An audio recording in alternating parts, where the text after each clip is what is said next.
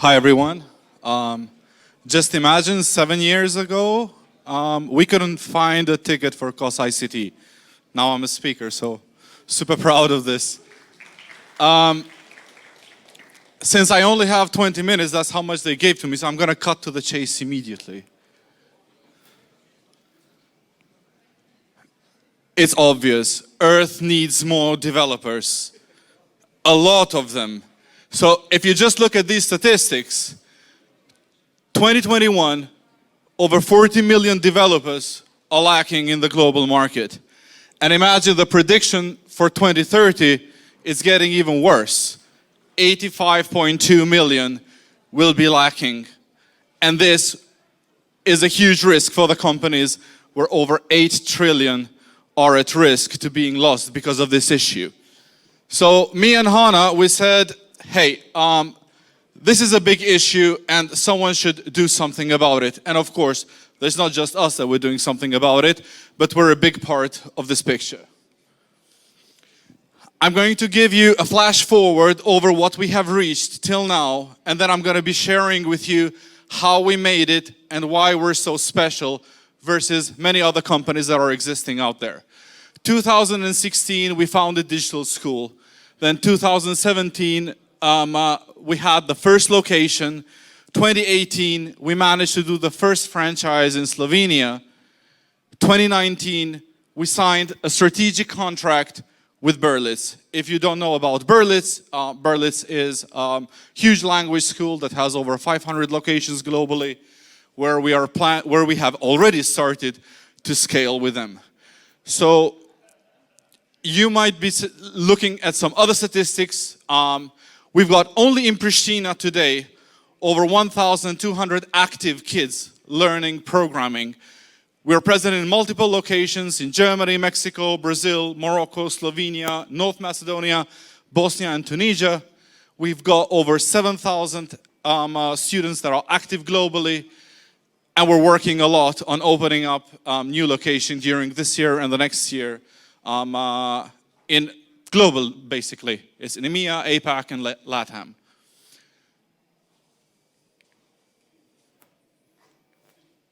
Okay, so how come, this is a question that we get asked a lot. How come a company from Kosovo is doing a global scaling, and especially in the educational sector? What is the secret recipe? So I will be sharing today with you not just the journey, how we started, but what's within the company. We never shared this before, and we decided to share this today with you. So this is the core values that we have. And first thing, and the most important one, is our curriculum. What are we teaching our kids today? There's the quality control, but not from the perspective of just quality control, but what we have done in order to maintain it, the gamification of the process, our team, and the main aspect is the risks that we took throughout this whole journey. So if you look at our curriculum and what our kids are learning today, you might be seeing pretty much the similarity from our school with other schools, where we're teaching logics, they're doing developing of the games through scratch, they're developing apps, they're creating websites, they're learning WordPress. And then we have the professional programming languages, which you most probably, if you're a developer, you already know all of these and what they do. So what's so unique about us? So let's go first to the curriculum. What we have done and what we have seen, what the other competitors are doing on a global scale, is they're using all of those languages that you've seen, and they're using the curriculums which are already given to them. And if you look at it from the perspective of a curriculum and all of these platforms that are built, every platform wants to be an introductory platform to new students. So all of the ready-made curricula that is available today, and which most of schools are using, is introductory to that particular programming language. And we said, you know what? We can't have our kids go through introduction. So we made a leap of faith, and we made it a custom-built curricula which creates from zero to a full-scale developer of course, on a junior level, considering that we're talking about kids aged 8 to 18 that are learning programming, that are going from simple to complex programming, and everything is hands-on. Very, very little theory, everything is hands-on. They learn by doing. And of course, in order to achieve all of this, we have built throughout the years a big, dedicated team that works constantly on developing these curriculums. Technology changes, we need to change with it. We need to be quite agile and adapt with it. The next thing is quality. So just imagine, there's a big question why it is so difficult to implement coding in public schools. And it's not just difficulty here in Kosovo, it's difficulty around the globe. One of the main problems, besides setting up the infrastructure, training all those people in order to be doing it, the problem is that the teacher that you select, by the time they have finished 1 or 2 years teaching, they will be a proficient programmer on their own. And most probably they will leave and find a job that pays him 5 times more than you're paying him today. So the problem is, how are you going to keep up when you know that an instructor, a teacher, they will leave you quite soon? So the idea around it, what we did, we're using a university grade LMS. We have set up processes for literally everything. We've got thousands of pages of documentation that anyone who joins our school, they don't have to ask questions around. They know everything already because all what they need to do is look for it. There is documentation about everything that they need to do. When it comes to documentation, they have the whole curricula written to them so that we guarantee a minimum. There's the benchmark that we need a student to be able to learn. So we guarantee that any instructor that joins today, they know exactly what they need to do, hour by hour, lesson by lesson, without having the need to ask questions or be guided. There's a lot of trainings that they get in-house. And fifth, the most important thing, and this is just not just important for internally how to scale and how to do things, it's also important for being a franchise as well. You need to have systems. We have everything digitalized around the schools. We have a digital management system that manages the whole school, and every single thing is digitalized today so that easily replicatable, easy scalable. And the next thing, and this is my favorite part, do we have any Harry Potter fans around here? Nice, I'm a huge Harry Potter fan. And I always said if I was a kid and Hogwarts was a possibility, that's gonna be my school. So how do we make Hogwarts a reality? And this is what we've done in digital school. If you look at magic, with magic you can create things from thin air. And the only thing closest to magic is programming, because you're literally creating things out of thin air. So this really matched up very well with us. So today we have 4 houses. We have the houses of engineers, the speedsters, the hipsters, and the shadows. These houses have made it possible for us not just to gamify the whole experience when a student joins our school. They literally, on the first day, what they do is they join one of the houses, and that's permanent, pretty much the same as in Harry Potter. And then they fight a war in between each other. And the way the war is fought is you need to gain experience points. We don't have grades at all. We don't want our students to actually feel the pressure of grades. What they do, they need to gain experience.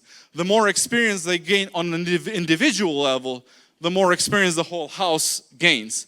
And the challenges that they do, they're all basically based on coding, based on technology, based on different kind of things. And this is not just happening in Pristina. So we've got kids in Brazil versus kids in Mexico versus kids in Germany versus kids in Pristina, all gathered up on different kind of houses and waging a digital war in between each other with knowledge. And what happens at the end of each year, like an academic year, the house that won, they select their own house government, and that government every year they make actually these challenges on their own. So these are things, the input is coming from kids, because we want to listen to them, we want to feel their world, and we want them to have that space to express themselves. and not treat digital school just as another course, because this is becoming a part of their life. They're becoming a part of a bigger and a larger society, and they feel that. And on the other end, us as a school, we're ending up with something even more valuable. Right now, we have a huge alumni of kids that we know that are learning programming. So you can imagine, in some years from now, we will have a huge database of people that we know they know programming because they have been learning with us for at least 6 years. And this is the main value that we will be giving back to the world and to the companies, not just here locally, but globally.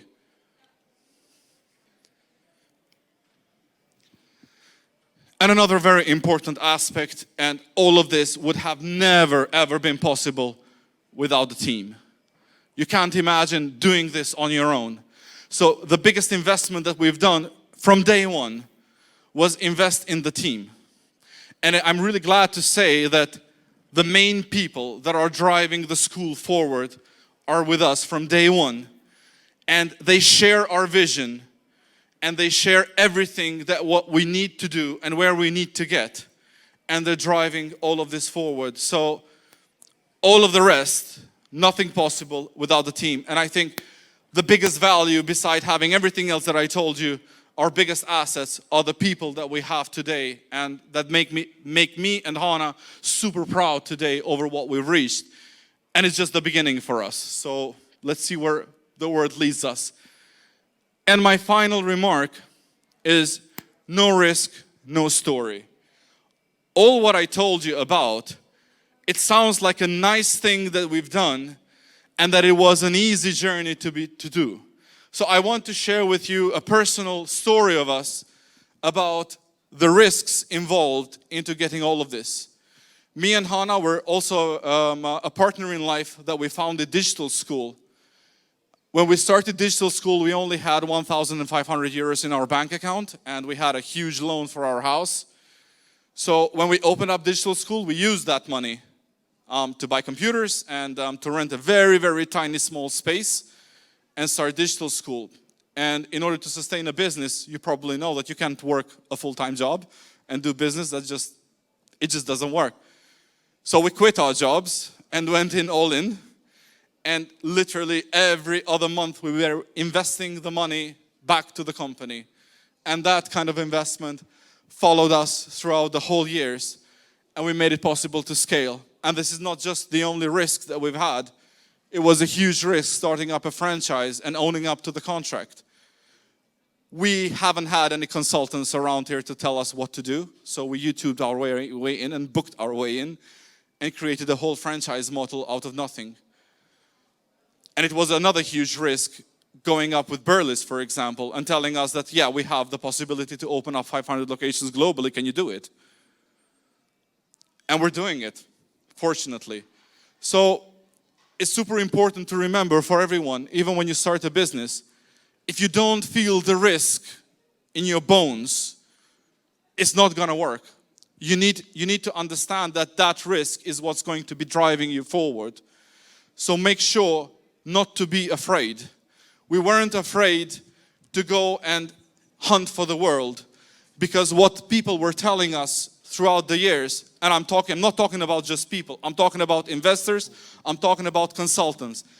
This is not going to work from Kosovo. Kosovo's not going to cut it.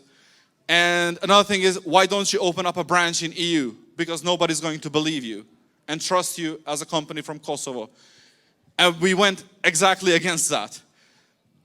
Digital School is 100% owned by us. It's a 100% Kosovo product. We're super proud of it, that we made it possible to actually go out to the world from this location, not any other European country. Thank you very much for your attention. Fantastic. Before you go, Darsej, right.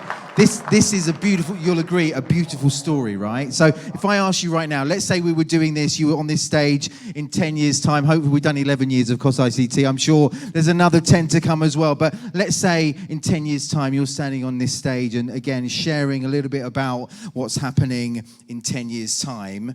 Where do you feel Digital School and what it's doing will be? Tell us a little bit, just quickly, 10 years' time from now. if you've learned anything from us till now, is that we're not scared to dream. We're big dreamers. So when I told you that Burlis has 500 locations, we're by all means, we're aiming all 500 of them. so that's where we want to reach, but not even limited to that, because of course there's a lot of opportunity in new developing countries where coding skills are super important for the new generation. We're teaching kids today, let's just put it this way, we're teaching kids today for the professions that we don't even have a clue that they will exist. And this is the new literacy. It used to be English. No English in the world will open up the doors to you. But coding will open up doors to lawyers, to doctors, to everyone, because they need to understand how technology works, not just use it. Because only then they can innovate on top of it. Ladies and gentlemen, I think you'll agree with me. We love his passion, we love his commitment, and we love his hard work. Ladies and gentlemen, Darsej Rizaj, thank you so much.